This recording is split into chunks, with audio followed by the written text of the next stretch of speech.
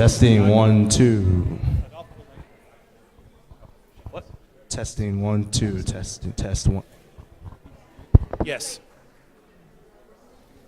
Testing 1, 2. Testing 1, 2. Testing.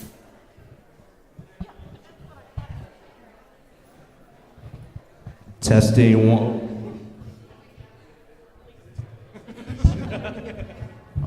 Testing. Oh, God. Okay. Testing 1, 2. Testing 1, 2.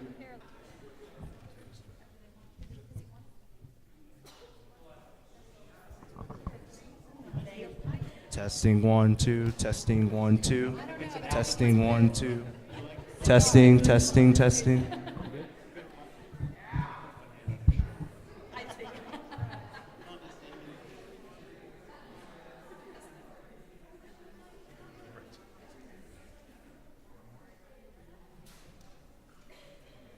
Thanks enough.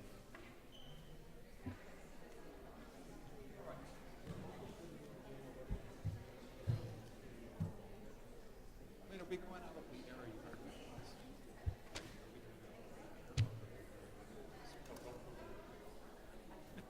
Excellent. Give us a 15-second delay, perhaps.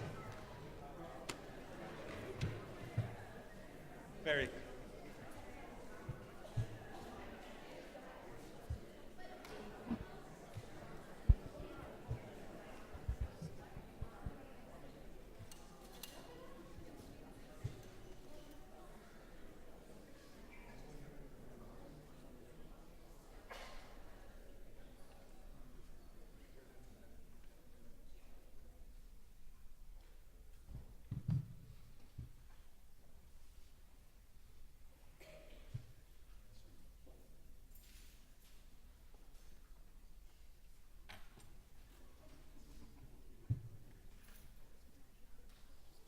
Talk amongst yourselves.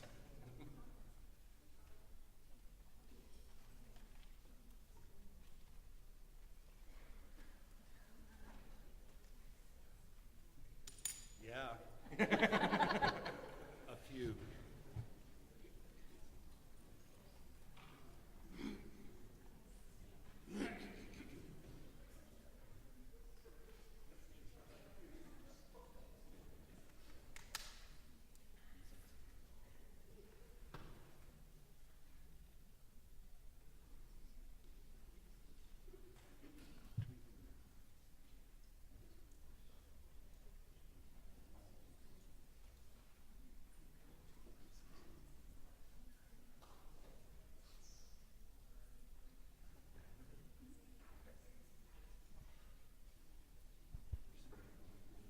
Good afternoon, everyone. Am I on? All right. My name is Clint Barrick, and I am the station manager and director of programming at KTTZ FM, which is Lubbock's classical music radio station and NPR affiliate. And it's very nice today to be back in a space where I worked for over 30 years as a student and then as a collaborative pianist, staff pianist here at the Texas State University School of Music. It's my honor to be back on the stage of Himley Recital Hall. It really feels wonderful. And to share it with a group of people who, for me, were teachers, mentors, and friends. And so it's nice that we can all be here today. This is the first program in what is going to be a series of teacher-focused lectures. And it is the brainchild of Dr. Andrew Stetson, who couldn't be with us today. Somehow he thought that the opportunity of playing Mahler 2 with the Houston Symphony was something that he didn't want to let just fly by. So he left it in our hands today. So I'd like to welcome all of you here today, and I'd like to begin by asking each of you, if you would, briefly, to tell who you are, your area of expertise, and how long you have been in the field of teaching. Dr. Deal, could we start with you? I guess they started with the oldest. I have been here at Texas Tech for 46 years. Got here in 1973, definitely before all of you were born. And I came here initially in an unusual position as a faculty accompanist. I did no teaching at all. I and a colleague accompanied every single faculty and student recital that was given at the university. Since a few years after I got here at Tech, the Texas legislature demanded that every faculty member had to begin producing credit hours. And so that's when I was abruptly moved into teaching, and I've continued to teach piano and keyboard literature since then, and recently became an associate dean in the college.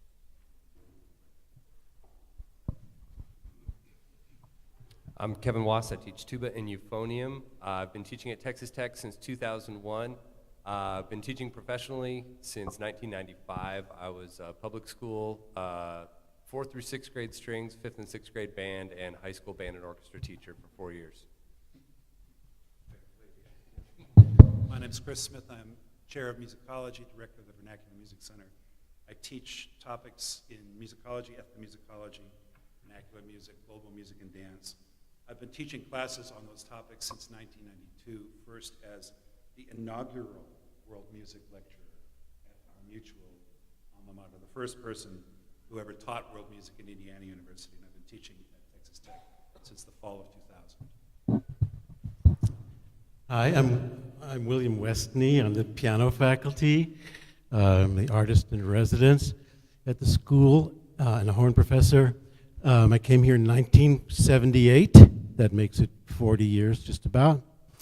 I teach piano and related things, and also a course called Dynamics of Studio Teaching, which is about the human side of two people in the studio trying to get along and find a way to understand each other and work productively together. That's about it. I've started teaching at the age of 16. I enjoyed it. I enjoy it more and more as the years go by. I love teaching a lot, but it's a lot trickier than it seems to be when you start doing it. Hi, I'm David Dees. I'm the professor of saxophone, and I've just finished my 20th year here at Tech. I started in 1998. Prior to that, I taught mostly a few middle school students in Washington, D.C., and also played in the Army band there. Hi, I'm Jan Killian. I'm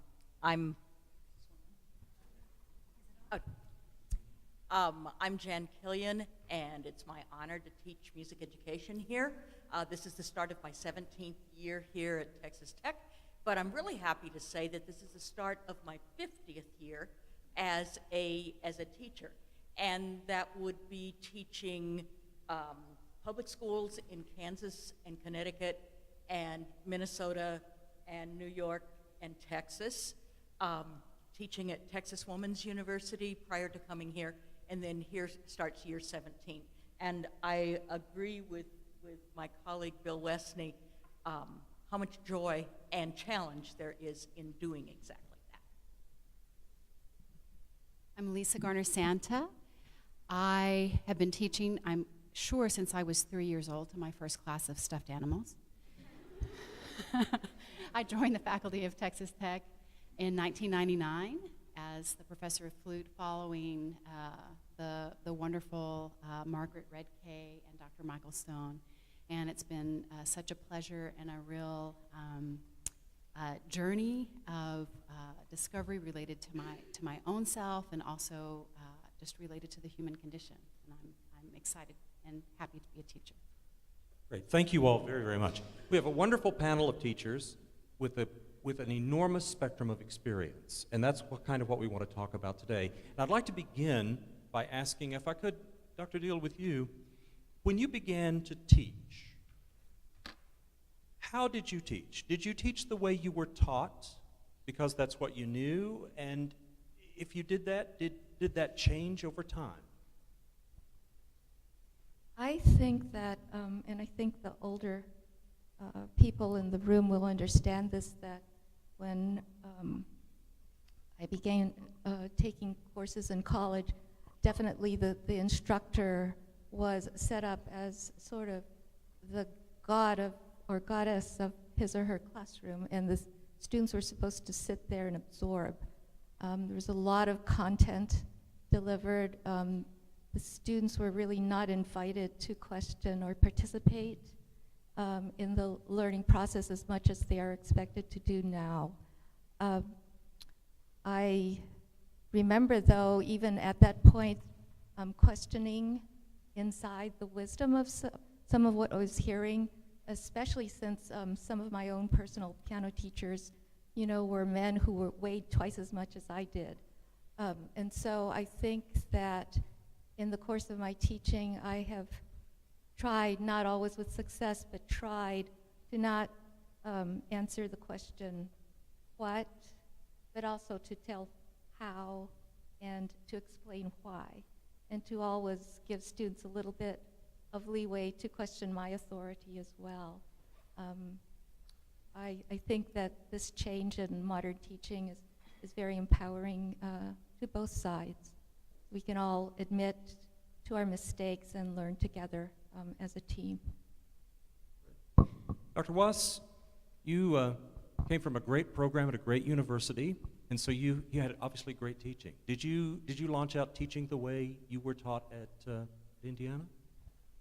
Yeah, I was lucky in that I had, particularly in the tuba and euphonium world, I'm the last generation to come out of like the three great monumental teachers, and I studied at two of the programs with those people at Michigan and in Indiana.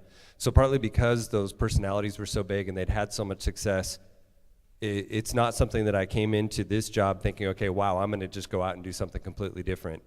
At the same time, all of you maybe have entered into teaching for the first time, or when you do, you're gonna understand how overwhelming the task can seem to start. And so starting with a framework that someone else has built and has been successful is such a powerful thing to be able to do. I based actually what I was doing here more on what I saw as places that were more like this. This is not very much like Indiana in terms of the studio that I had when I got here, or Michigan. Tennessee Tech was a big place that I looked where there'd been a lot of success and a big music education institution, so I based it more around that. How I teach now is incredibly different from how I taught then. It didn't all happen at once. Sometimes it happened very quickly. I would change things because I realized my students' needs were very different from what they had been 10 years before. Sometimes it just sort of evolves as I change and the students change, as the culture changes. We spend a lot of time getting off this campus. I see what my colleagues are doing and I take ideas from them. But I definitely did start with a framework of what other people had done, just because I felt like that was the wisest way for me to begin. Dr. Chris Smith, you teach in the classroom. You also teach musical ensembles. How do you function as a teacher? Are you a performer when you stand in front of the class? Are you on whenever you become Professor Smith? I had some really great grad school teachers, people whose names I would be very happy to mention. I also had some terrible and toxic ones whose names I won't mention. There's also a corollary with my experience as a teacher, which is that I have what I think is relatively extensive experience with non-conservatory teaching, and indeed what would be formerly called non-Western teaching. So I was familiar with some very different pedagogical traditions, and as a result I tend to draw from those diverse pedagogical traditions. And I would certainly believe in trusting a particular tradition's pedagogical method, whether it's Western European or North Indian or South African or whatever it is. I do think that teaching entails a degree of awareness, moment by moment awareness and attention to the moment and to a presence in the moment. In terms of performance, because I teach it in academic settings, the nature of the particular context really varies. It's wonderful to be in a seminar environment in which there is a sense of a meeting of minds and of discourse and a sharing of discovery.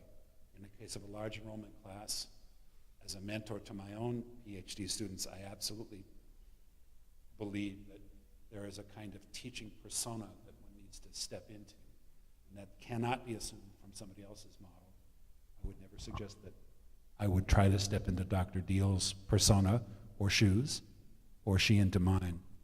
I do think that some of the most effective teaching personae are larger and more self-conscious and more aware realizations of one's own self, just the way you would do if you were occupying a theatrical role improvisationally in the moment. Dr. Westney, Dr. Deal mentioned something that you and I've talked about many, many times, which is the old professor telling you you have to do it the way they did it. I remember you and I talking about that many times, but that is certainly not where you have come in your evolution. Tell us about your experiences and how your teaching has evolved. Well, yeah, I mean, I've done a lot of things that I think can be seen as challenging traditions and innovative in the field, which excites me that I've been able to do that. But it all kind of comes back to your other question, which was about our teachers we had. And, you know, I had one huge influence on my life, totally life-changing, a teacher that surprised me in lots of ways, fundamental ways, gave me very startling information, took me in hand, and so I know that that's influenced me a lot. And one of the things, for example, that I remember when I was a student, if I was playing particularly well, I mean, if it was really meaning something and sort of beginning to take flight, whatever I was playing, my teacher would invariably, instead of sitting in his chair, he would get restless and kind of walk around the room and aimlessly pick up the stapler on the desk and look out the window and walk over here. It didn't distract me at all. It told me I was playing well because he couldn't sit still. So I do that now. I don't think it's really on purpose, but it's so in my memory of that when my students are playing in a way that's beginning to really happen and touch me, I cannot sit still. I walk around and pick up the stapler and do all this stuff kind of the same way. So there's some ways like I sort of imitate that behavior. But there's other things that I learned from that sort of tradition that were not so good, but they are traditional. And one of them is what I think of as a sort of hurtful imitation of the student. So the trouble is, it's a very good way to make your point pedagogically very, very, very fast. And I'm going to be a hypocrite because I just did this afternoon with someone. I did some hurtful imitation. That's partly because it's somebody I know very well, and we have a very strong relationship already, and we're facing a deadline. So I needed the quick result. So that's why I said that phrasing seems really neurotic to me. It sounds like this, and I demonstrated how neurotic it was. So that's another issue.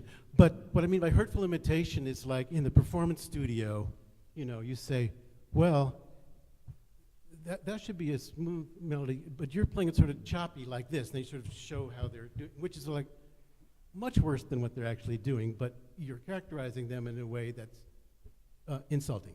And then you say, but why couldn't it be like this? And then you show them the other way. Well, you get the message very, very quickly, and this is kind of a tradition in our field, because my feeling at the time was, when I was receiving this from my Russian teacher, who was so fantastic, was that the message was, you got to be tough in this field. You got to take it. You got to develop a tough skin, which I kind of did. But then later on, I began to think, does that pill of knowledge have to taste so bitter when you're swallowing it?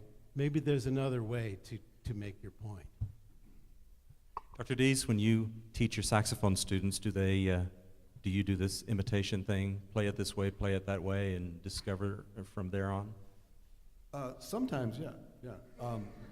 I think I had my saxophone teachers were probably my most influential teachers at college, and they were both phenomenal. And I think my undergraduate teacher taught more in that way. She was Deborah Rickmeyer, phenomenal teacher, and hugely influential on me. And I think she probably taught more in that way than my teacher in graduate school, who was Fred Hemke, who was also phenomenal. And so, you know, I think as a teacher, I draw on both of them. As a student, I was very, I think it was very compatible with both of them. And so it was a really, really easy process for me musically. And so I'm sure that a lot of those ideas come out in my teaching. But what's different is that both of my saxophone teachers were super, super intimidating people to be around, you know, in a lesson or not. And I think a lot of that would come out in lessons from time to time. And so, you know, I think what's different probably for me is that I'm not particularly a super intimidating person. And so I had to kind of figure out, you know, like I think Dr. Smith said earlier, you know, what persona is this going to be? You know, because if you're not that way, it's kind of artificial to sort of pretend to be that way. So that's something that I think there's a lot of similarities, but then definitely some differences as I've gone along. So. Dr. Killian, did you have at some point a great teacher that inspired you to want to become a teacher and work in academics and work in class? Do you have someone like that? I absolutely did. His name is Dr. Paul Hack, and he was at the University of Kansas at the time, a brand new teacher, and I had never experienced any conversation about how to teach until that point. And that was a life changer for me. I was going to be a great soprano. And if you're from a small town, that's probably an easy goal to kind of get going with. But then once I got there and discovered there were a lot of other people there that also intended to be great sopranos and were quite good. But then I discovered teaching and the passion with which he approached teaching. And I realized that I could perform every day, all day, as a teacher. And that was kind of life-changing for me. And then I had a lot of years of teaching public school. And other than the relationship with a couple of classes with Dr. Pack, I really didn't have anything about how you should do something. So a lot of those early years I had the huge curse and the huge advantage of inventing yourself. And the only way to invent yourself is to look at the students and kind of check out how they're reacting and whether this worked or whether this didn't work. So it's great. The trouble with inventing yourself is it's really slow learning. It's very slow. And so it takes years for you to feel like, well, maybe I did this right, because there's a lot of mistakes back there. My second great model was Dr. John Geringer, who is now at Florida State, but he was at UT Austin, where I got my PhD. And he's everything my model is as a scholar. And scholarship, particularly written scholarship, is what I do now. So not only the type of scholarship that he does, our paths are very different, but his one-on-one relationship with students is definitely my model and one I'm trying to bring here, in that there aren't cookie-cutter teachers. As Dr. Smith said, you need to invent your own persona. There aren't cookie-cutter researchers either, or they're not good researchers who are cookie-cutter. And so what is their path, and how can I help them be on that path, is the most exciting thing I do right now, in my opinion. Dr. Garner-Santa, did you have a great teacher that influenced how you teach your students now? Do you teach the way you were taught? I had many great teachers. I was very blessed and lucky. I grew up in a tiny town in West Texas, and my first flute teacher was my high school band director's wife. Her name was Jamie Shipp. He was a Tech grad, so March Grandioso has been a part of my life for a very, very long time. And she was incredibly generous with her time. And it was all about Texas All-State, making Texas All-State. And for my students who are here, you know what that means. It's about playing the right notes as fast as you can according to the page. Then I had a teacher who lived 75 miles away, so my band director left Colorado City, and I was left without a flute teacher as a result. And so I took from Helen Blackburn, who lived in Abilene at the time. It was a 75-mile drive, so either she came to Colorado City to teach me, which was pretty amazing, or I would drive to Abilene. And there would just be these marathon lessons, hours long.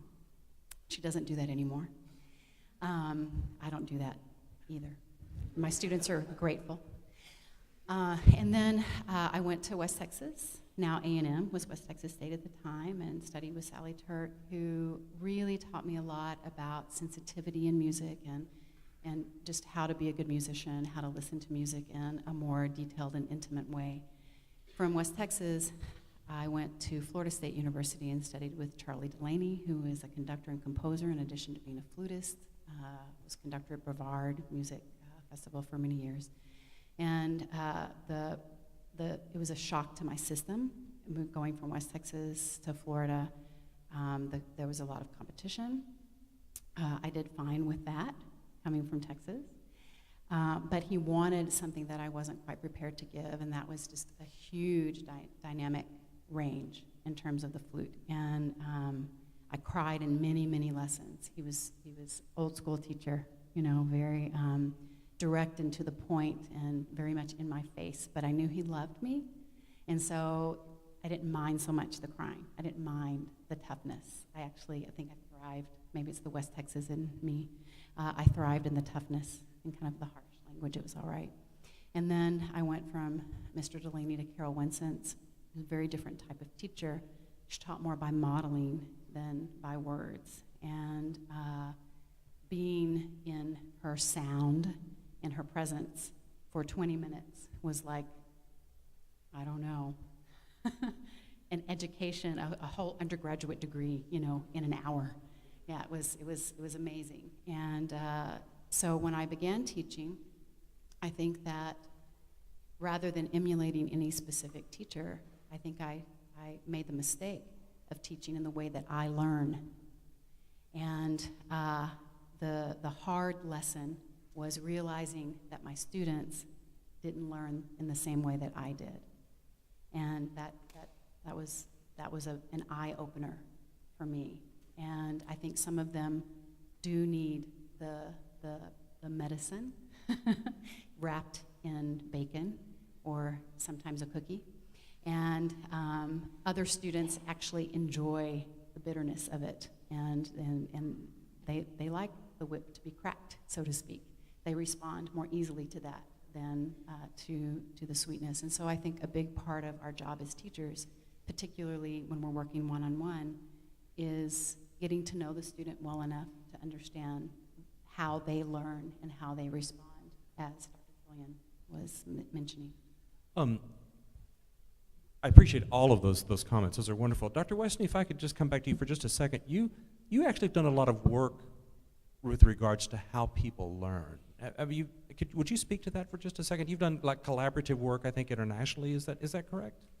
Well, yeah. What Professor Garner just talked about really resonates with me, and I think that's one of the things that I think I've learned, and probably most of us who work one-on-one over the years, you learn. It turns out to be the most important thing is who is this person in the studio, and the way I present it in my class is I have a unit in my pedagogy class, and it's called "Who's in the Studio," and basically that means who are you and who am I, because both of these things are important. We're in the kind of helping profession, so just in the same way that psychotherapists, if they're going to be good psychotherapists, have to understand who they are and what their issues might be so they can own them and be clear about them and not falsely bring them into the situation.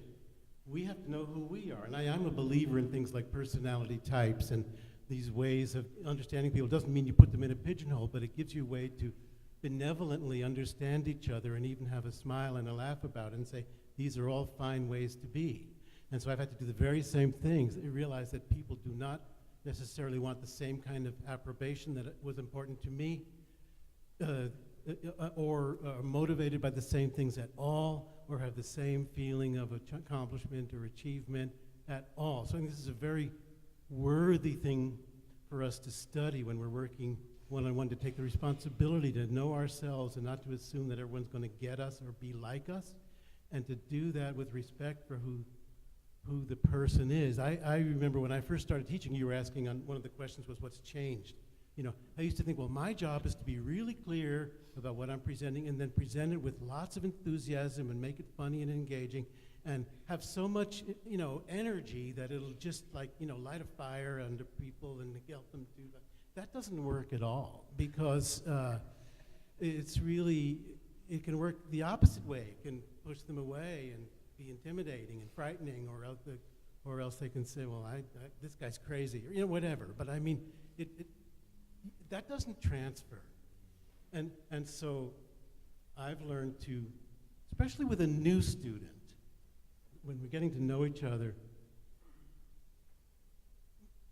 try to really understand who they are and be willing to, adjust myself and be the person they need me to be, if that doesn't sound too strange, in that moment.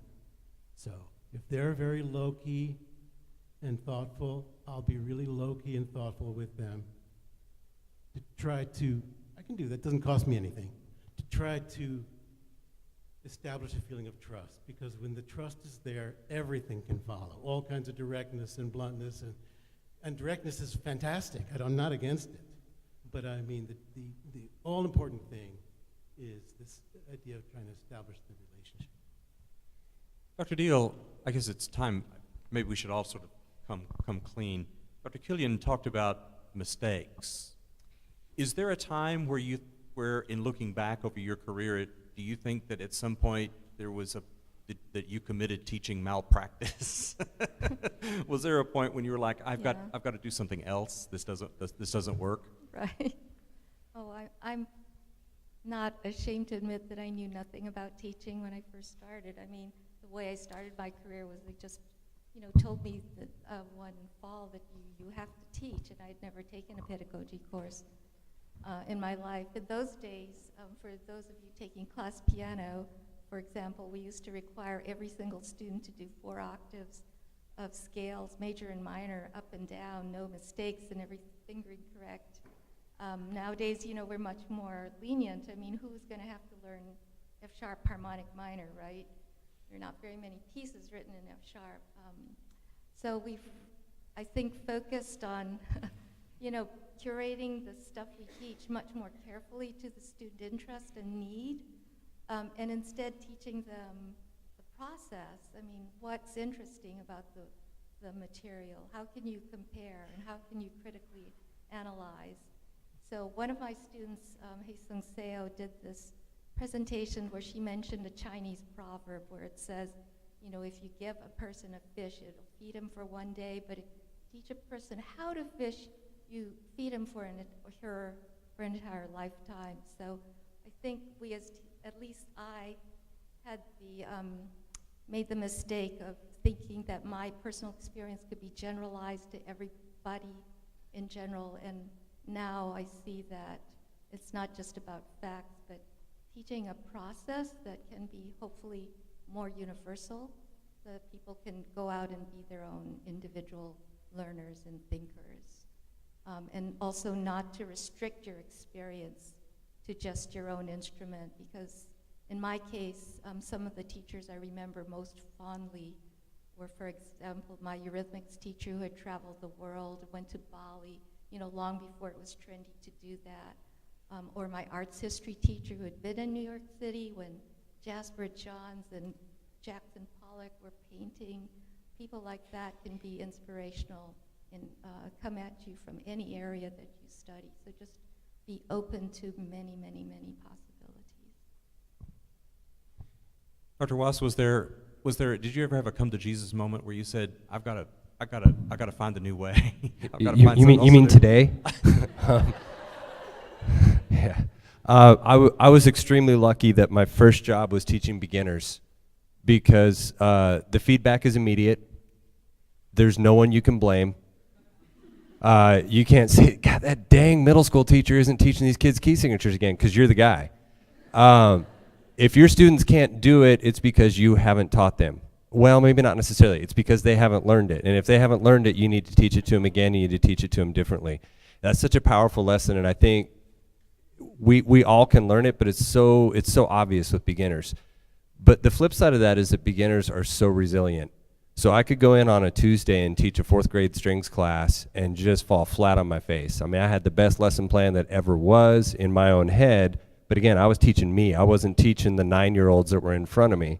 So of course, me, just off of a master's degree in music, teaching 9-year-olds who are 2 weeks into their music careers, yeah, I mean, there's a huge disconnect sometimes. But I could show up on Thursday and teach the same lesson, and they were just as excited about that lesson as they were on Tuesday. It's so powerful teaching beginners, I think, for that reason. Now, with a college kid, if you screw up a lesson, you start damaging that relationship of trust. And it's more difficult at this level, teaching one-on-one in particular, that you have to be really on your game. You have to really be on top of things. People will forgive you for your mistakes if they can tell, if you've built up a relationship to that point. but I think the thing I've learned the most about making mistakes is as long as you have a strong, trusting relationship with the student, you can both feel free to make mistakes in the studio.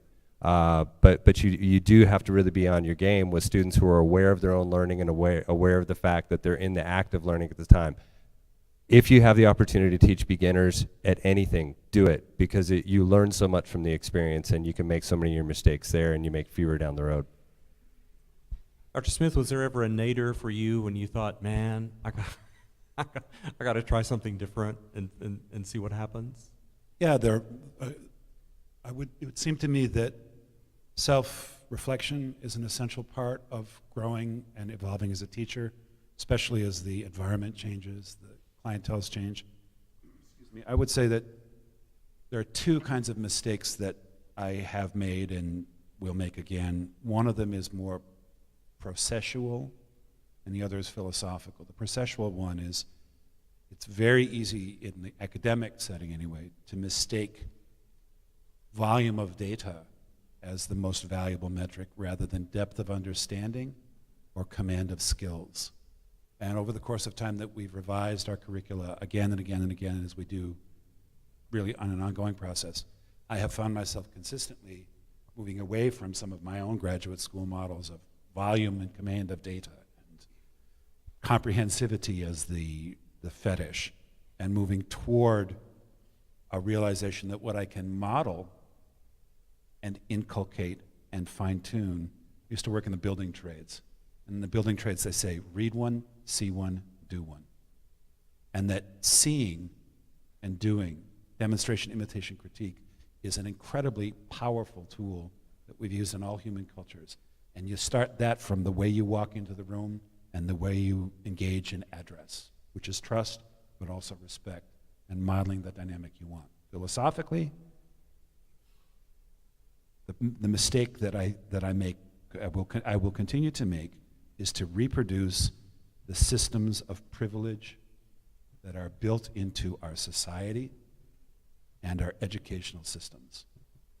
And the interrogation of privilege, intellectual, technological, financial, gender, the privileges that are replicated, and the interrogation of those privileges and self-reflection about one's own privilege is an endless task. Could I follow up on something that was said just a moment ago by Kevin Wass? It was about beginners and working with beginners. One of the things that helped me, I think, in my teaching was being a beginner in something and noticing what that felt like. So some years ago, I decided to take voice lessons from a colleague here in the School of Music because I'd never in my life taken a voice lesson, and I wanted to understand how my voice worked better and see if I could, sing better, discover how it could feel and how it could sound. And I discovered a couple of things. One of them was that even though I was very willing to practice, and I did practice, I had a hard time reproducing what I was able to do in the lesson. And I was paying attention, and I'm not a stupid person, but I couldn't do it. I mean, so I'd be in the lesson, and it was like there was some kind of magic dust in the air where things just worked. When I was in the presence of this teacher, and she would encourage me, and I would do these things, they worked really fine. And I would make little notes to myself and remember the 3 things I'm supposed to think about, and then I would go and practice them, and I couldn't make them quite work like that. So it gave me, I hope, a little more empathy for what it's like when you're in the lesson and things work nicely, and then you can't quite find it. And the other one was one moment when I was in the lesson, and another thing I'm guilty of is I talk too much and too often in the lessons, because it's fun to talk, and you want to weigh in on everything as a teacher, and you talk. So I had just sung a phrase, and could have been better. And the teacher started to talk to me about all the things I had done and what it could have been better and want to have a conversation with me. And I had this moment of clarity, and I just kind of stuck my hand and I said, because I wasn't hearing a word she was saying. It was like on the Charlie Brown things when you just hear the adults like, and I just kind of said, just let me try it one more time. Because I knew if I just did it again, I was getting some kind of audio proprioception. you know, it would have gone better, just let me try it again, without any discussion. And I thought to myself, I have to remember this moment. Because I bet that a lot of students, before we analyze what they just did that one time, maybe they might just do it again. I have to say, I completely agree with you about that, because in working with a lot of folks playing piano, there's a type of student who does self-teach, who they know, and if they just do it again, yeah, it's really profound. Almost Yeah. finding it. Yeah. And if they find themselves, even it's pure gold. Yeah, absolutely. Dr. Dees, in your experience, did you ever come upon a time when you said, this is a kind of teaching that I reject, it's no good, it doesn't work for me, and so I'm not going to do that anymore? Yeah, I think I sometimes think that learning how to teach is a little bit like trying to learn how to play jazz, like learning, to solo, and that process a lot of the time will involve playing lots and lots of wrong notes. Trying to play a tune and you play it and you play a lot of wrong notes. And I mean, hundreds of times, and for me, it has seemed like, going through this process is not unlike that, going through and making lots and lots of mistakes. But then you gradually sort of weed them out, and then the things that work start to rise to the surface and you kind of start to get some traction. And so, for me, that's sort of what the process has felt like along the way. So. Dr. Killian, in the classroom and in your scholarship, have there been times when you were like, I just can't go on, I've got to do something else, I've got to find a new way? Well, I think every day you say, I have to find a new way. Well, that didn't work. I think that's a daily thing, both in your scholarship, both in your writing. It's feedback, and feedback's always negative. Do it this way, do it that way. I mean, it always is. They never say, wow, that's a fabulous study, we'll just publish it with no changes. No, that just doesn't ever happen to anybody, so you have to keep in mind yourself. But what I've learned, I think it's reflecting what these folks are saying too. I made big mistakes at the beginning that hurt students. And those mistakes, I mean, that's unforgivable. And the fact that I didn't intend to do that doesn't have anything to do with it. But as a baby teacher, I truly didn't understand that it wasn't all about me. That I couldn't just tell a student something and he'd get it. And I couldn't tell him to do something and then be strict with him because he didn't do it if I didn't understand why he didn't do it. So I spent a lot of time before I realized that every kid in front of me didn't have the same background I did and didn't have the same list of important things that I did. And I hurt some students that way because I'd push on them when they didn't do something, and they would push back in inappropriate ways, and then I wouldn't get punished for that.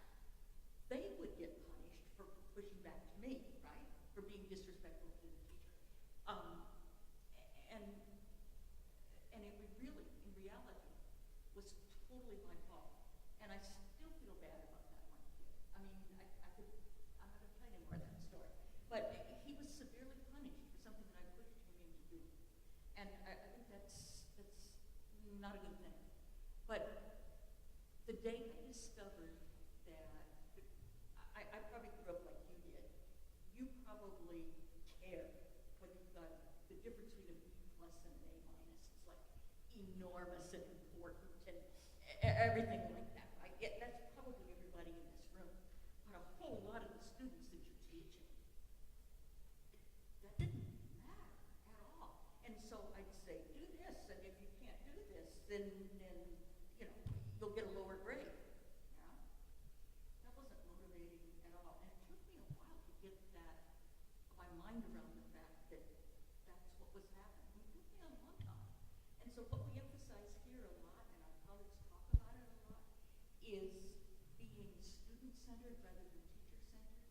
And the job of a teacher, I believe this sincerely, the job of a teacher is to allow the student to realize who he is. And to do that, you have to let them take some risks, whether it's singing the phrase over again or whether it's teaching the lesson over again, you can't step in effectively and say, well, you probably might have wanted to, you might have wanted to do it this way, because that's what you would have done. And the real question is what they would have done if you're trying to raise teachers. So that's what I've learned. I just wish I had learned it sooner and that I could learn it every day, but I make those mistakes over. Dr. Garnisano, is there aspects of your teaching that you rejected and said, that doesn't work, I'm not going to do it anymore? An experience that went with that? So a lot of what my colleagues have shared resonates very deeply with me. I'm feeling very moved here as Dr. Killian is sharing this story about hurting a particular student. I think that in my early years of teaching, I felt a great deal of responsibility for my students' successes and also for their failures. And there was one point that sense of responsibility became so overwhelming to me that I was ready to leave teaching altogether. I was ready to leave academia. And it wasn't even so much about musical success. I mean, we're dealing with human beings and personalities, and it was more of a psychological issue. And I was like, I'm a flutist, for crying out loud. I'm not a psychologist. Why am I here? You know, like the Far Side elephant cartoon. You know, he's the elephant at the piano. And so I felt like I needed to leave, and so that was then that I decided to pursue yoga teacher training, and it was through that process that I was able to re-enter teaching with a totally different perspective, and to allow, as Dr. Killian was saying, my students to take their own risk, to open the door, create a safe space for the risk-taking, but then in their choice to take the risk, the outcome of that risk was also their responsibility, and it wasn't my responsibility. We're running up against the end of our time, but I do want to go around and let people talk about a success when the light goes off and how you feel about that and how you've used that to continue your work here at Texas Tech. Dr. Deal? Well, I think what's fabulous about Texas Tech, I mean, all schools of music are not like this, but at least in the piano division, we, of course, have enjoyed, enormous successes, people coming in with enormous talent and promise and realizing that talent. But some of the people we remember most are those who have come in and have been underrated, whose talent maybe has not been fully realized, and who have achieved beyond all of our expectations, and there are many of you here. And that is what I think makes Tech so special, that the faculty are so devoted to their students above and beyond all. And I'm proud to be a member of this faculty. Dr. Watts, a big success for you in teaching? I think when I started feeling successful as a teacher is when I saw the students, kind of as Dr. Garner was talking about, where they started taking responsibility for themselves and started making decisions based on their own values and their own needs, and especially not on their own ability and own talent. Where you see someone who's a really amazing performer that has a tremendous passion for teaching and decides to forgo graduate school, that feels like success because they're doing what they really want to do. A student who comes in after working really hard on a performance and comes in and says, you know what, I'm going to change majors because I realized over the last 6 weeks that I can bury myself in a practice room and really put together a great performance, but that's not what I want out of life. I think that was maybe the experience that really triggered it for me. It was a student came in and basically quit, and I was thrilled.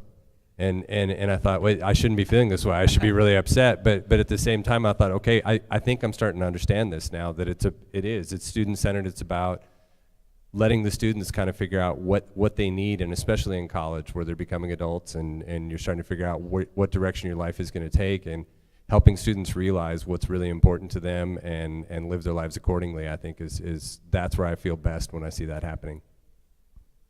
Dr. Smith, a success that you feel?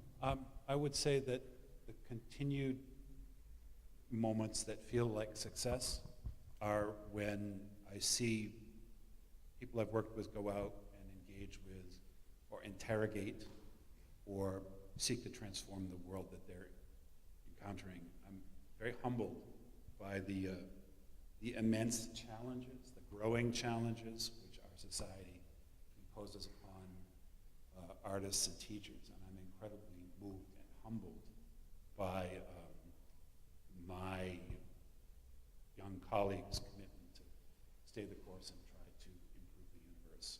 That feels like I'm grateful to serve that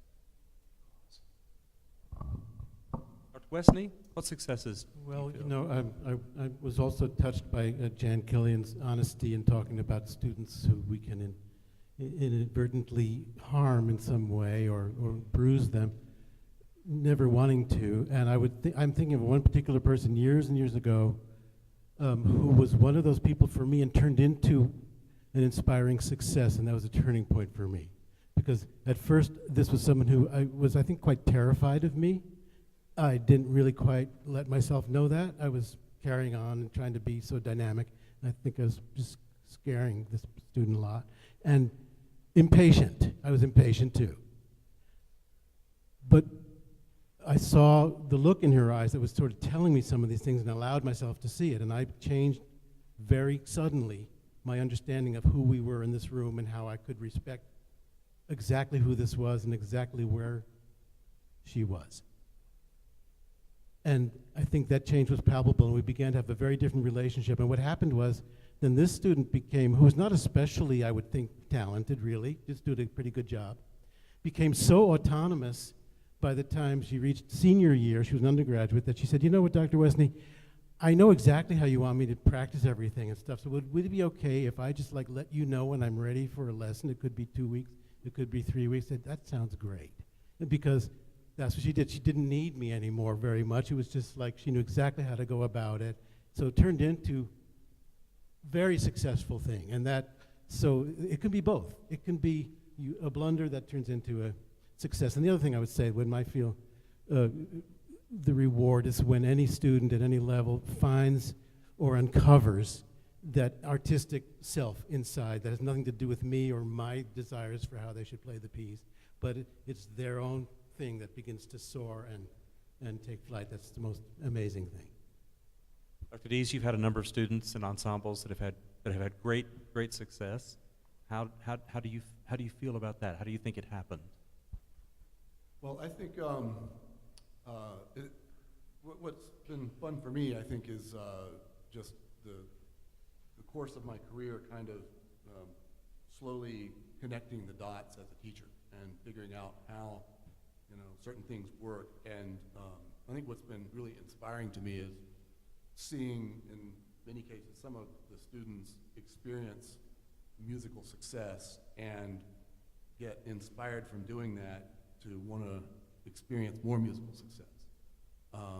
And many times, not many times, but I have sometimes had to tell students to kind of calm down a little bit and don't spend so much time in the practice room. So I think that's been that's been very exciting for me. But I would also say that I think the saxophone studio has become a place that for me has been a lot of fun. I love coming to work, and I enjoy every single student I have.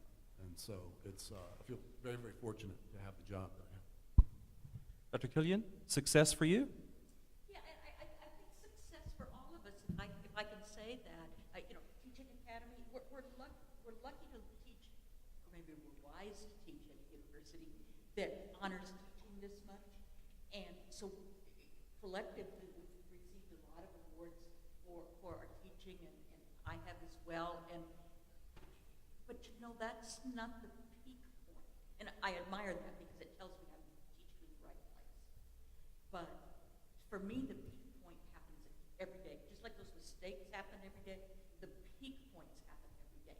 And it happens when a kid gets it. Or you're in a graduate class and somebody reads something and they say, and it's something I never thought of before. And it takes us off into this whole other direction. And then it becomes a whole collegial thing because of a situation that I set up. That's pretty magic. And that's the payoff for being a teacher. Whether it's a little bitty kid and you see the eyes light up, whether it's a doctoral student that works. It's very exciting. Dr. Gardner, get the last word. Tell us about success for you. Well, what I want to share is just how proud I am of two students in particular, and going back to Dr. Smith's comment on privilege.